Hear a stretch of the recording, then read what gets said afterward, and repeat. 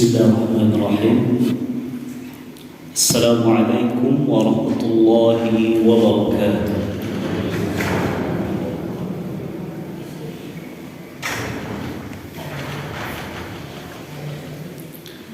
Alhamdulillahi rabbil alamin. Wa bihi nasta'inu ala umuri dunya waddin.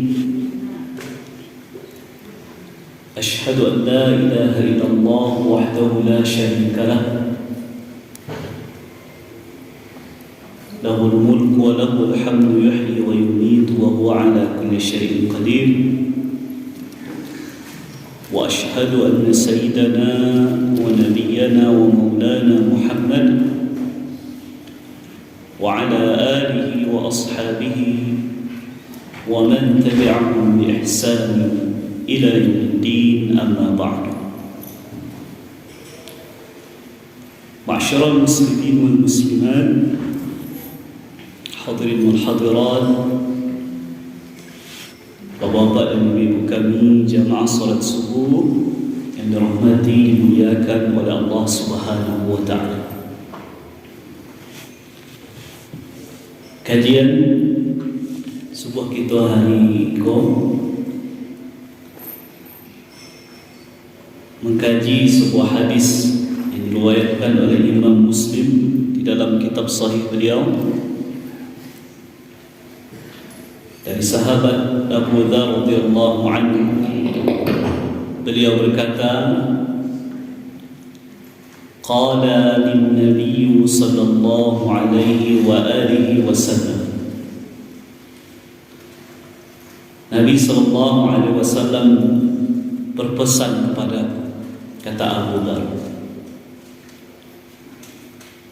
la tahqiranna min al-ma'ruf shay'a walau an talqa akhaka biwajhin tariq. Janganlah engkau wahai Abu Dzar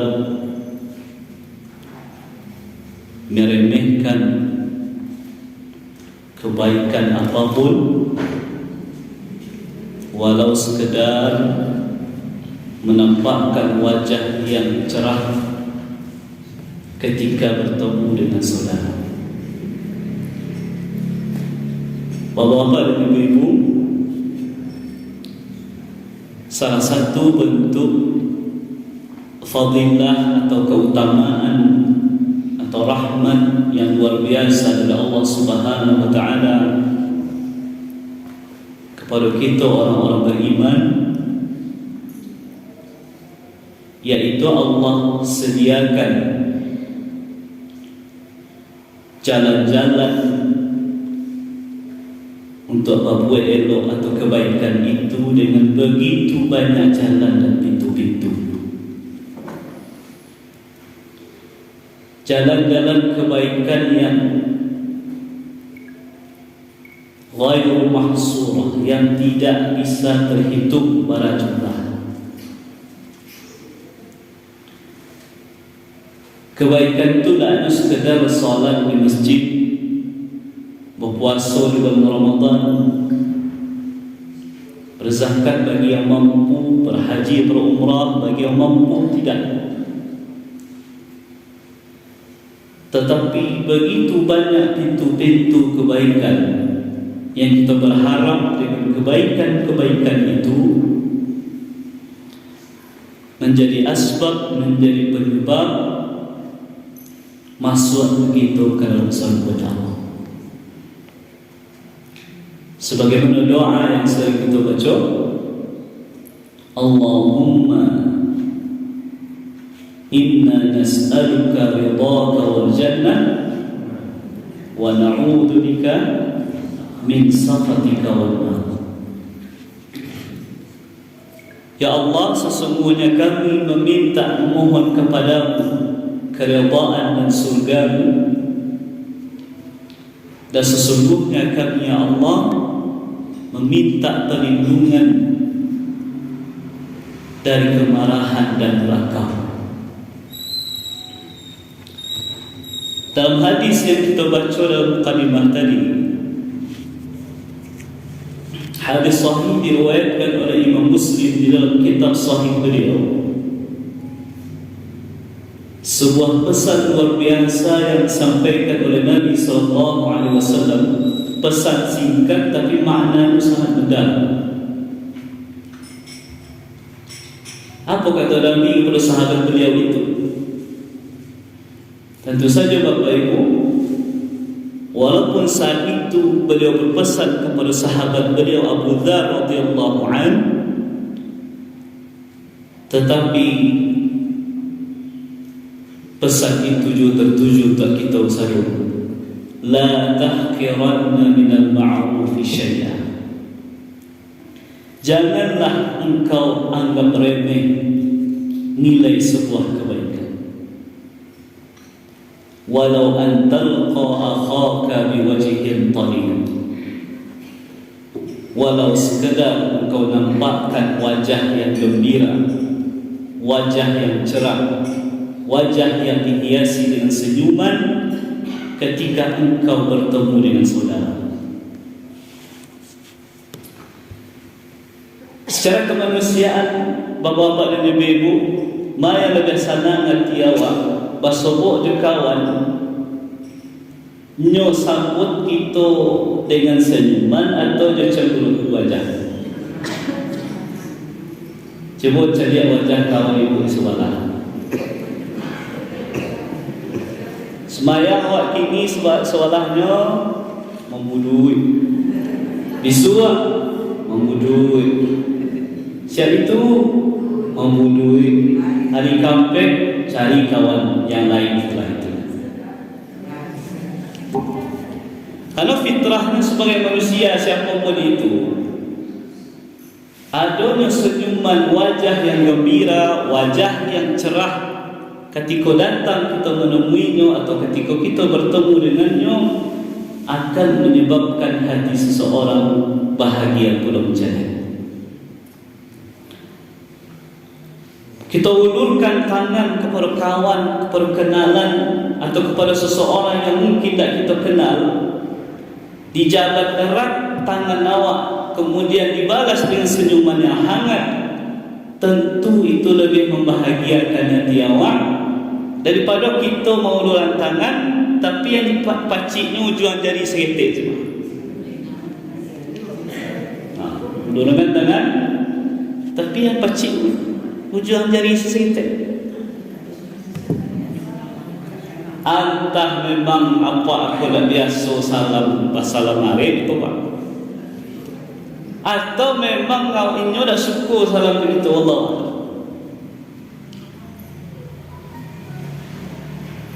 Pulang suami dari kerja, badan panik, pikiran banyak. Apa yang diharapkan oleh suami tiba di rumah? Ketika buka pintu, tak mau belanja, tanya dulu.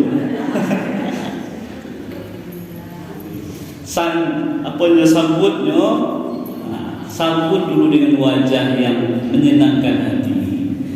Dikolah dulu perangai anak, pak adab, sambayang masak, rumah yang beres diko. Yang jadi ketika dia pulang, sambut dulu dengan wajah yang penuh dengan senyuman. Itu contoh kita. Itu contoh kita. Begitu banyak kebaikan yang bersebaran dengan di dalam kehidupan awak. Sampai-sampai Nabi SAW berpesan kepada Aisyah, berpesan kepada sahabat beliau, yang juga tentu pesan itu tertuju untuk kita bersama. Pesan Nabi SAW, jagalah dirimu dari api neraka, walaupun dengan berinfak senilai setengah biji kurma. Jagalah dirimu dari api neraka, walaupun dengan berinfak senilai setengah biji kurma. Ibu beli kurma sekilo di pasar, berapa gini harganya? Ada yang 60.000, 65.000, tergantung. Tapi kalau beli yang ajwa ya agak mahal sikit. 80.000 kita jual piti kadang dapat seperempat kilo pun. No mahal, rancak kualitas. Tapi kita anggaplah kurma yang standar saja harganya 60 atau 65.000. Kaluan isinya sadonya bu, kemudian balah bu, bagian ke kawan setengah. Tak setengah kilo, setengah kunci. Ambil cik, balah bu, bagian ke kawan setengah. Kira-kira kalau ada orang itu lagi setengah biji kurma itu 5 ton, itu bernilai atau tidak? Kalau kini lawan situ kan, kita yang menganggap kurma itu bukan barang yang aneh lain. Kalau dulu orang makan kurma ketika orang pulang haji saja, istimewa benar saja. Kalau kini di mana cari sopok kurma itu, walaupun nak bulan puasa, walaupun nak bulan haji. Bahkan ada pula orang pergi haji pergi umrah tu Bapak Ibu dalam tanda kutip nakalnya segitu. Aduh, nyodek malih repot-repot pun balik kurma di Arab Saudi ko. Sebelum balik ke rumah, dia singgah ke kita ni. Dia singgahi balik kurma di mana? Di Birugo misalnya, atau ditaruh. Dia balik kurma agak 5 kilo. 1 kilo kurma sekali, 1 kilo kurma ajwa, 3 kilo kurma yang lain yang biasa. Kemudian dia bawa pulang. Orang di kampung menempuh, ayo luar biasa kurma Makkah. Padahal di balik ini mak ditaruh ke rumah. Ada kurma cik dibalah dua, dia biar ke orang. Mungkin orang mengira mengalah itu kemagiah 2,5. Tak ada nilainya matonya itu. Dan kita pun mungkin menganggap setengah biji kurma itu jangankan setengahnya ciek saja, mungkin tidak terasa nilainya, kenalah biasa awak. Tapi Nabi pesankan kepada sahabat beliau yang pesan itu juga tertuju kepada kita. Jangan dianggap remeh nilai sebuah kebaikan, atau jagalah dirimu dari api neraka walaupun dengan berinfak bersedekah yang nilainya sebesar setengah biji kurma. Tapi Bapak Ibu, jangan lurih-lurih tabung rumah ni di situ. Yang biasa tiap sebuah infaknya 10.000 minimal, kini berkurangin nolnya cik. Jadi 1,000 dah. Artinya apa? Memang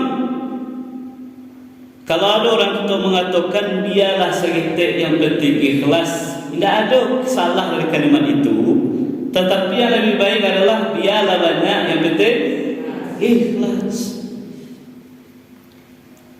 Tapi yang ingin disampaikan oleh Nabi sallallahu alaihi wasallam adalah kalaupun seandainya suatu saat nanti yang mampu kita lakukan adalah hal-hal yang sederhana, ada mampu awak mengerajukan hal-hal yang dalam tu lain, jangan anggap sesuatu yang sederhana yang kecil itu remeh di mata Allah Subhanahu wa taala. Bapak Ibu, di zaman Nabi ya, ada seorang perempuan, ibu-ibu yang lumayan berumur. Beliau biasa dikenal dengan Ummu Mihjan. Siapa namanya bu? Ummu Mihjan. Ummu Mihjan ko, mohon maaf ya, secara penampilan sederhana, pakaian biasa-biasa saja, kulit hitam, bukan dari golongan bangsawan, bukan dari golongan orang kaya yang bisa beramal banyak. Tapi dia nak putih asuk, nyo ingin tetap berjuang, ingin punya kontribusi untuk Islam dan kaum muslimin, apa yang dikerajukannya Bapak Ibu, nyo buatlah sapu. Kemudian nyo sapu itulah nyo rutin membersihkan saji Nabi itu. Sapu taruh. Sehingga saji Nabi berasiah taruh. Dia ada kontribusi seorang perempuan tua berkulit hitam yang bernama Ummu Mihjan radhiyallahu anha. Dan itu menjadi perhatian Nabi. Nah, satu kali ketika Nabi selesai solat, Nabi ko Bapak Ibu, bakok Nabi ketika berzikir itu menghadap ke jemaah. Jadi salah satu yang sunnahkan bagi seorang imam itu, kalau berzikir setelah selesai solat, maduk ke jemaah. Karena di saat itu beliau bisa macam lihat sahabat-sahabat beliau yang biasanya lagi hadir, tapi tidak hadir saat itu. Saat itu beliau tanya, si fulan kama, baru hadir gini. Nah, di saat itu Nabi caliak Ummu Mihjan yang biasa rutin hadir. Nabi tak caliak kehadiran beliau. Bertanyalah sahabat beliau, bertanyalah Nabi kepada sahabat, wahai sahabatku, kamana Ummu Mihjan yang biasa merahsiakan saji kita. Itulah kira-kira cik Nabi. Cik sahabat ya Rasulullah, Ummu Mihjan yang engkau maksud itu telah meninggal dunia dan telah dikuburkan oleh karib kerabatnya tadi malam. Jadi meninggal malam hari, kuburan di malam hari. Sabananya merancang itu semakin disegerakan jenazah itu semakin bagus, dan tunda-tunda Bapak. Semakin bisa disegerakan, semakin bagus. Jadi tunda-tunda dengan alasan menunggu si anu yang masih dirantau, padahal rantaunya jauh. Bapak pernah mendapati Bapak Ibu, seorang meninggal dunia, misalnya di hari kini, di hari ini, hari Selasa, meninggalnya ba'da zuhur, baru dikuburan hari Rabunya, besoknya setelah salat zuhur. Gara-gara apa? Menunggu anaknya, menunggu adiknya, kakaknya di Jakarta, kan bang, segala macam. Ya sunnahnya segerakan. Ya. Orang yang jauh dan pulau suruh ditunggu. Pesankan segerakan. Siapa kasabiah ditinggalkan ayah, meninggalkan ibu. Tapi bentuk kasih sayang itu saat itu bukanlah dengan menunggu lama orang supaya kita bisa mencari wajahnya yang terakhir kan itu. Bentuk kasih sayang itu yang tepat di saat itu adalah minta kepada keluarga yang mengurus, tolong segerakan pengurusan jenazah. Ya Rasulullah, Ummu Mihjan yang biasa membersihkan musajid itu lah meninggal, lah diselenggarakan, lah dimandikan jenazahnya, dikafani, disolatkan, dikuburkan tadi malam. Kecik Nabi, kenapa kalian tak bagi tahu apa? Cik sahabat kami takut nanti menggaduh engkau ya Rasulullah, menggaduh istirahat engkau, menggaduh apa namanya ibadah engkau. Maka saat itu beliau ajaklah para orang sahabat beliau, kemudian beliau berziarah di kubur Ummu Mihjan, kemudian beliau mensalatkan salat ghaib dan mendoakan Ummu Mihjan. Jadi kau menjadi salah satu dalil Bapak Ibu, kalau kita tak sempat menyalatkan seseorang karena jarak jauh atau dengan alasan tertentu, maka boleh kita mensalatkan jenazahnya secara ghaib dengan syarat jenazah itulah terkubur. Terkubur dulu baru tersalat ghaib. Caranya apa? Caranya sama saja. Cara jenazah yang biasa. Niatnya paling tambah sedikit solat jenazah dengan cara gaib. Maksudnya gaib, jenazah tu tak ada di muka kita. Nah, dari hadis ke Bapak Ibu, cuba kita cari mumijan apa kerajaan tadi? Bersihan musajid. Tapi cuba cari bagaimana Nabi SAW tidak menganggap remeh, tidak menganggap itu sesuatu yang kecil saja, tapi luar biasa di mata Nabi. Bukti Nabi menganggap luar biasa ketika meninggal meminjam, tak sempat beliau mensolatkan, tak sempat beliau mendoakan secara langsung ketika meminjam meninggal dunia, maka beliau ziarahi kubur dan beliau doakan beliau secara langsung. Jadi mari hargai setiap orang yang telah menerjunkan dirinya dalam mengurus masjid ke bawah ini. Mulai dari tataran pengurus sampai kepada yang paling mungkin paling bawah, yang memberasihan musajid, memberasihan halaman masjid, yang memberasihan WC masjid.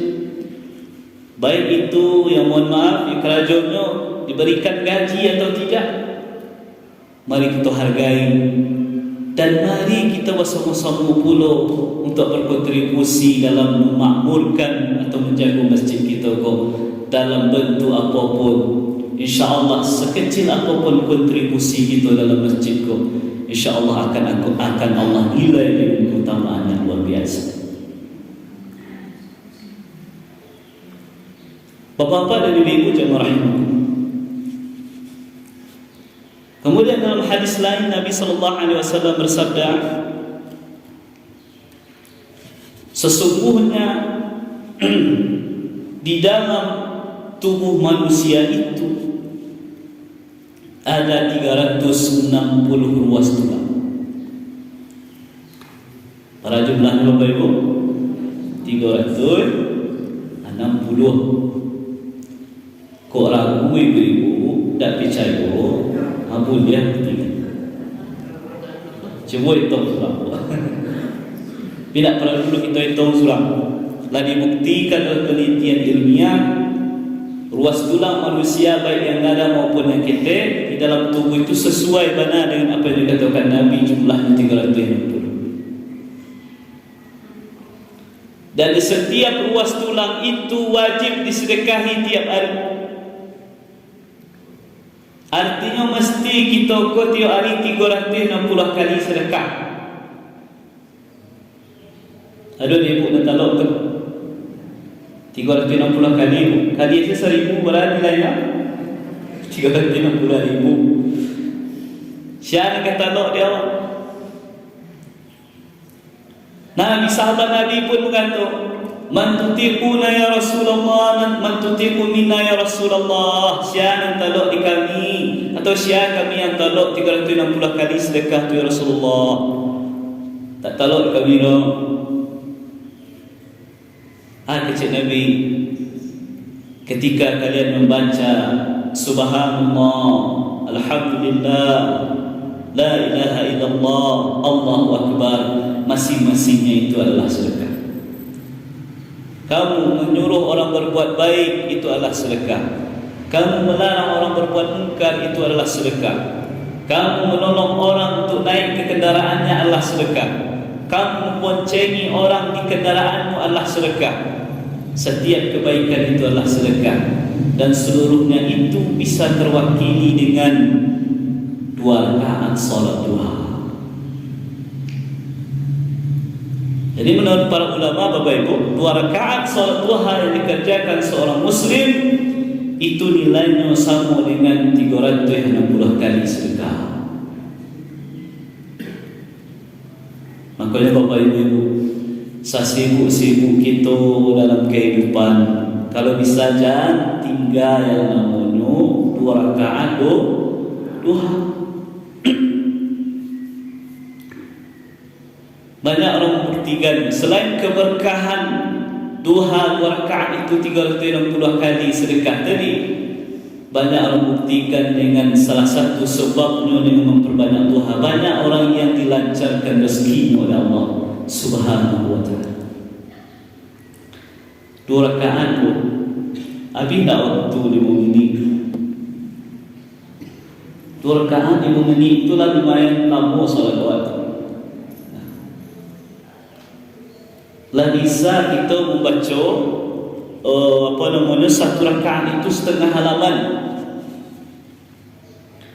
Tapi kalau qul huwallahu ahad rakaat pertama, qul a'udzu birabbil falaq rakaat kedua dah sampai 5 minit tu. Taruhlah kita ambil ayat yang pendek-pendek sikit. Terserah mau yang panjang boleh, yang pendek boleh. Yang penting dalam setiap hari itu sebisa mungkin jangan ditinggalkan solat duha. Ustaz, kan solat duha itu tak wajib. Ya, tak wajib. Tapi apakah kita nak merasa rugi dengan meninggalkan duha yang hanya 2 rakaat itu, padahal waktunya tak terlalu banyak untuk kita melakukannya, tetapi nilainya luar biasa di hadapan Allah Subhanahu wa ta'ala.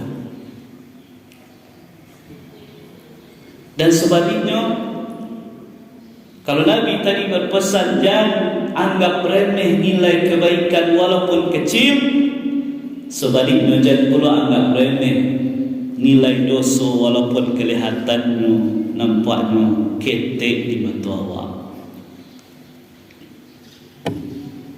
Nabi SAW bersabda, "Uridat 'alayya a'malu ummati hasanuha wa sayyi'uha." Dinampakkan kepadaku pahala kebaikan dilakukan oleh umatku dan dosa yang disebabkan oleh keburukan dilakukan oleh umat. Fawajadtu fi mahasini a'maliha al-adha yumatu 'anil tariq. Maka aku dapati di antara amalan yang bernilai kebaikan itu adalah seseorang yang menjauhkan hal-hal yang mengganggu di jalan-jalan yang dilewati oleh manusia. Wa wajadtu fi masawi a'maliha an-nukha'atu takunu fil masjid la tulfa. Dan aku lihat juga, aku dapati di antara dosa yang dilakukan oleh hambaku itu adalah, atau umatku itu adalah, karena adanya ludah yang tidak dia timbun di dalam tanah, yang dia meludah dalam masjid.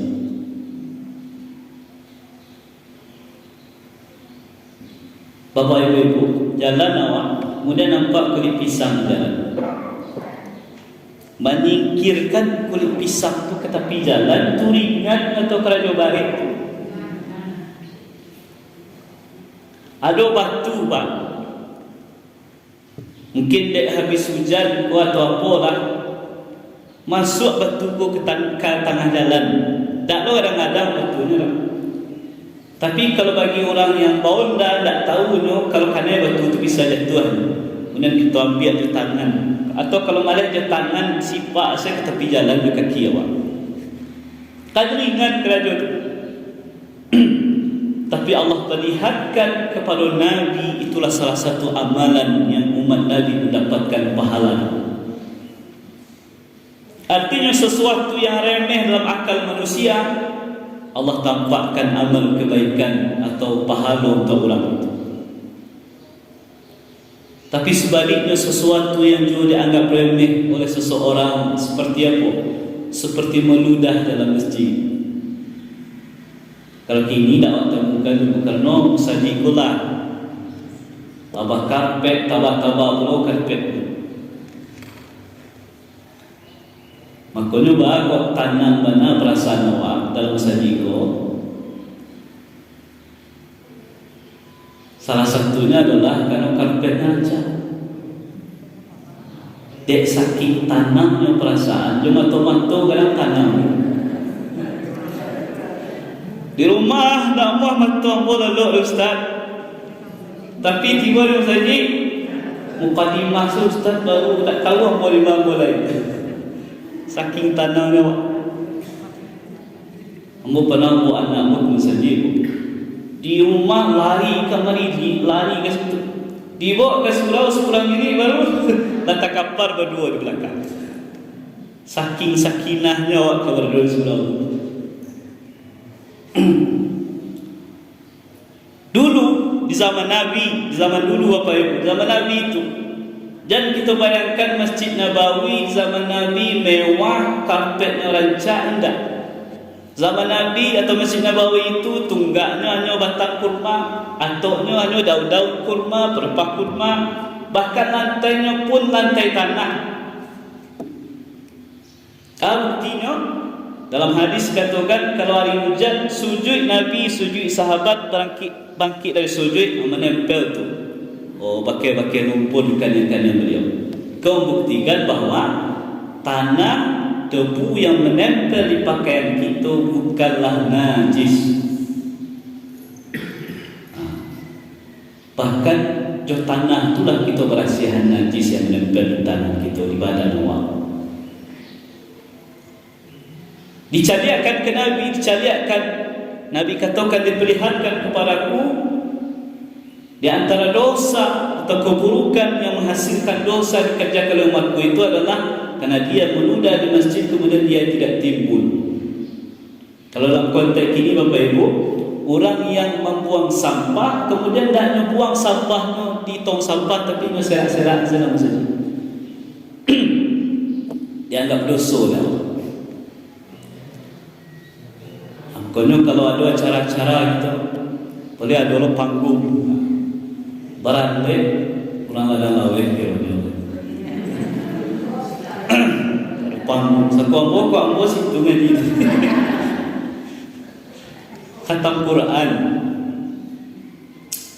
Memang tak ada salahnya kalau makan di surau itu boleh-boleh saja. Karena Nabi sahabat pernah juga makan di surau. Tapi yang menjadi catatan bagi awak adalah kalau ingin buat acara, terutama ada acara makan-makan di masjid, mau snack atau apa, mari bersama-sama kita jaga kebersihan. Itu saja. Taklah dilarang. Silahkan.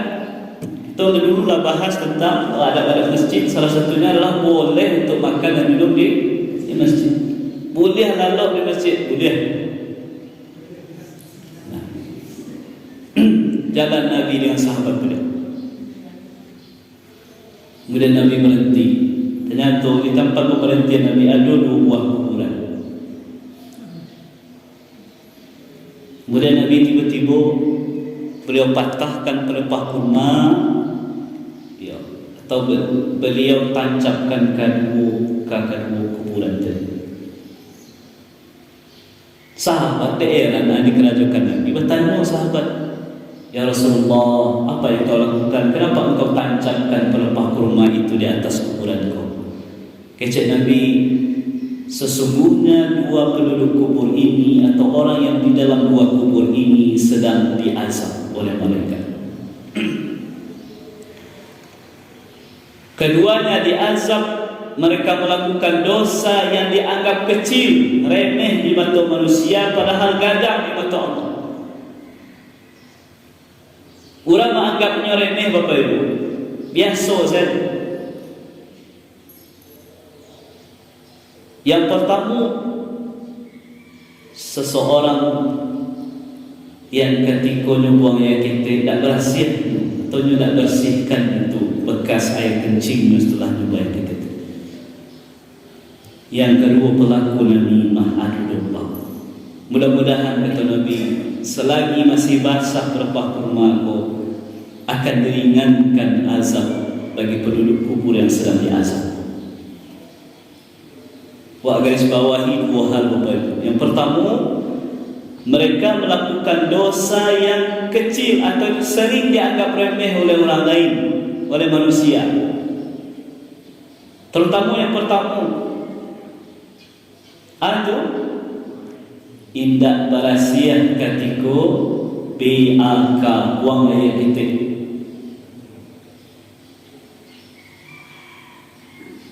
Padahal efeknya sangat luar biasa. Tak berasiahnya kita memberasiahkan kemaluan kita setelah kita buang air ketek. tak buru-buru gitu. Kemudian mohon maaf, ada setetes dua tetes yang menempel di pakaian kita, di dalam atau di luar. Kemudian kita berwuduk, kemudian dengan pakaian itu kita bawa solat. Pakaian tadi dalam keadaan najis. Pertanyaannya Bapak Ibu, sah tak solat tadi? Kerana salah satu syarat sah solat adalah pakaian kita pakai bersih dari najis. Dipakai solat tak sah. Solat tak sah berarti dianggap seperti orang yang tidak solat. Orang yang tidak solat berarti pelaku dosa besar. Ternyata itu yang menjadi problem agama. Karena gara-gara hal yang dianggap kecil oleh manusia tadi, yaitu tidak membersihkan kemaluannya dengan baik ketika buang air ketik tadi, yang menyebabkan pakaian bernajis, dibawa solat tak sah, solat tak sah dianggap tidak solat dianggap sebagai pelaku dosa besar. Dan kalau itu berulang-ulang tiap hari terjadi, bayangkan barang kadang dosa dulu. Kau tak tertuju pada apa-apa, sadu kita sadu. Siapa pun. Makanya kalau mau menganjurkan bapak-bapak dan ibu-ibu, kalau bisa sebelum sebelum kita solat subuh itu, pakaian dalam waktu kalau bisa ganti dengan yang baru. Kalau kita tak tahu, bisa jadi ketika kita lalu secara tak sadar ada yang kedua dan menetes di pakaian dalam tadi, setetes dua tetes najis. Tapi kodenya anggap wajib, tapi sekedar anjuran sebagai bentuk kehati-hatian. Jadi jangan dianggap remeh sesuatu yang dianggap remeh oleh kebanyakan orang.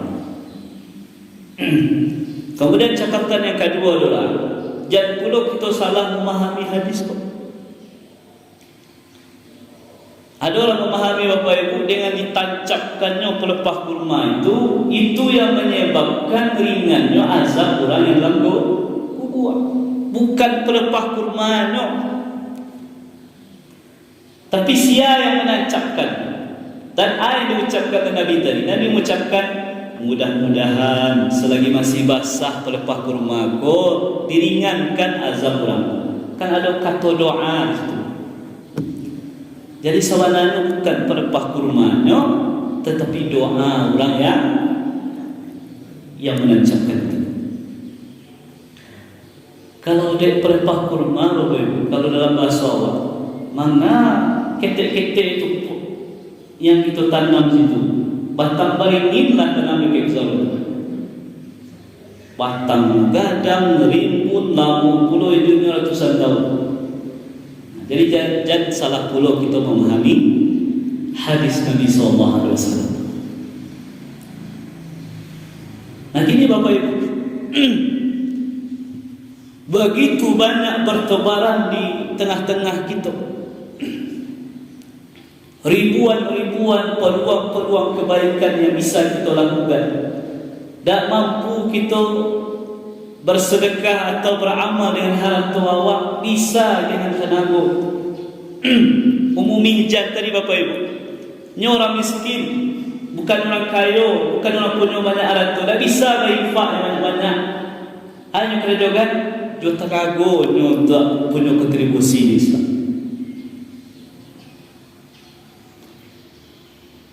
Harta kurang kita nak dikampung pula, bisa jadi apa? Bisa jadi pikiran. Sumbang ide-ide yang cemerlang, ide-ide yang bagus. Tapi jangan hanya sekedar ide. Karena kalau masyarakat bukan mau usul tak buang banyak. Tapi ketika ada ajak kerja, dimanggeleng tu. Pasamu-samu awak berkontribusi dalam masyarakat, kebaya masyarakat kita betul-betul bisa menjadi masyarakat yang baik. Sahabat Nabi itu Bapak Ibu, indak sadonya pula jadi ulama. Indak sadonya pula yang mampu bertorika, hafal Quran, segala macam. Karena manusia telah dititipkan oleh Allah kemampuan-kemampuan yang berbeda-beda. Khalid bin Walid hebat di medan perang, tapi beliau lemah dalam masalah keilmuan. Kan berarti beliau ada ilmu, berilmu, tetapi keilmuan beliau jauh di bawah Ibnu Abbas, di bawah Anas bin Malik, di bawah Abu Hurairah. Tapi beliau bisa luar biasa kontribusinya. Kenapa? Karena fokus kemampuan menjadi panglima perang itu yang sumbangkan ke Islam. Dan kita Allah titipkan kemampuan masing-masing. Jangan pernah merasa kita tidak bisa berkontribusi untuk Islam, untuk umat. Kita punya dengan cara kita masing-masing. Dan sebaliknya, jangan pernah pula kita merasa kita ialah merasa berkontribusi, menganggap remeh kontribusi orang lain. Kontribusi orang lain.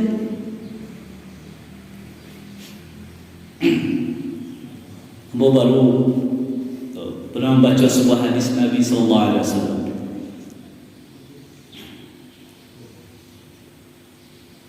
Islam itu lahirnya ghariban, bada'al Islam ghariban. Islam itu awalnya dianggap sesuatu yang asing di tengah-tengah masyarakat. Wa sayaudu ghariban kama bada'a, dan kelak nanti dia akan dianggap asing lagi sebagaimana dulu dia dianggap asing oleh banyak orang. Fatuba lil ghuraba, maka beruntunglah orang-orang yang asing. Kecil Nabi SAW, Bapak Ibu, dalam berbagai hadis ya, kalau kita gabungkan, beruntunglah seseorang, kata Nabi, seseorang yang ketika hadirnya tidak terlalu dianggap oleh orang lain. Ketika pahitnya, orang tidak merasa kehilangan. Bahkan ketika meninggalnya, tidak banyak orang yang menangis. Karena orang menganggapnya orang biasa-biasa saja.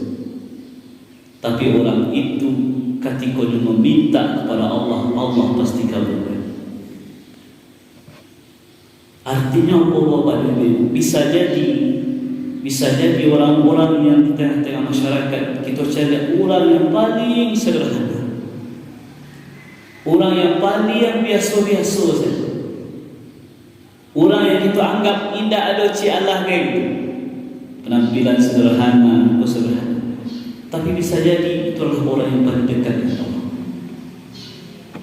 Sebagaimana dulu Ummu Mihjan dianggap biasa-biasa oleh sebagian sahabat Nabi, tetapi ternyata sangat luar biasa di mata Allah dan di mata Rasul.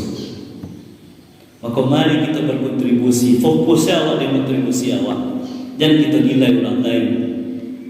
Kita nilai diri kita, lah barang kita banyak berkontribusi itu umat, lah barang kita banyak berkontribusi itu Islam, lah barang kita banyak membuat elok untuk masyarakat kita sekitar. Mau orang mengucapkan terima kasih untuk kita, terserah. Mau orang memuji itu awak, terserah. Bahkan bisa jadi dan keraja elok kita itu jangankan pujian, bahkan upek fitanah kita dapatkan, terserah. Yang penting Allah Subhanahu wa taala menilainya sebagai sebuah kebaikan. Pesan aku kepada Bapak Ibu kami, nyalah menerjunkan diri dalam kegiatan-kegiatan sosial. Kalau istilah kini Bapak Ibu, kegiatan non profit, tak ada gajinya.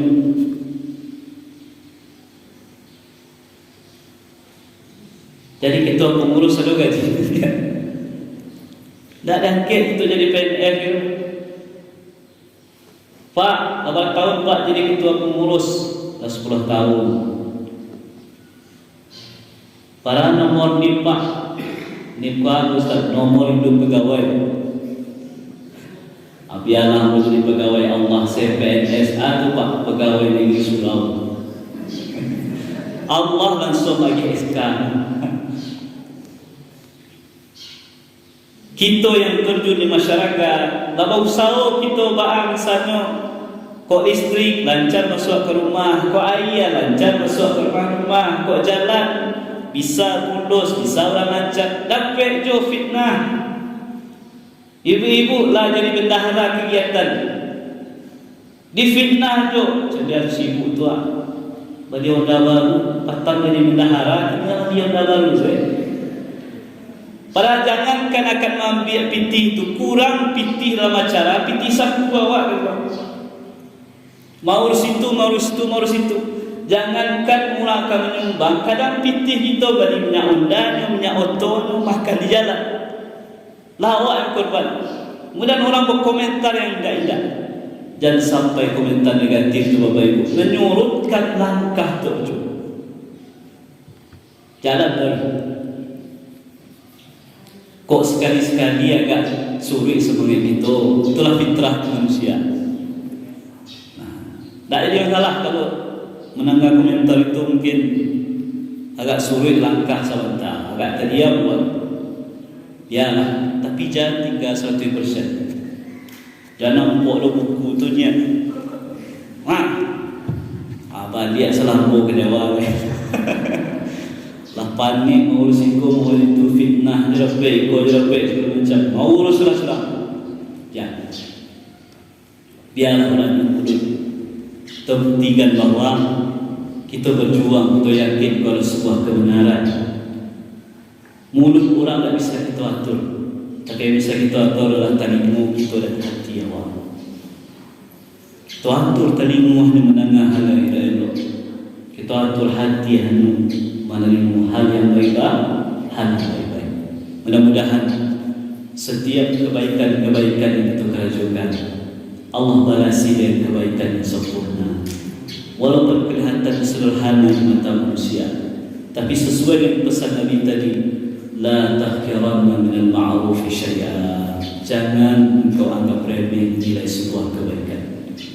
Mudah-mudahan Allah jadikan kita sebagai orang-orang yang senantiasa semangat dalam mengisi hari-hari dengan beramal baik, sehingga ketika kita bersama-sama kini di dunia Bapak Ibu, berkeluarga kita di dunia, suami, istri, anak, cucu, kemudian kita berharap dengan tabung-tabung kebaikan yang kita lakukan, Allah jadikan kita bersama-sama bersyukur.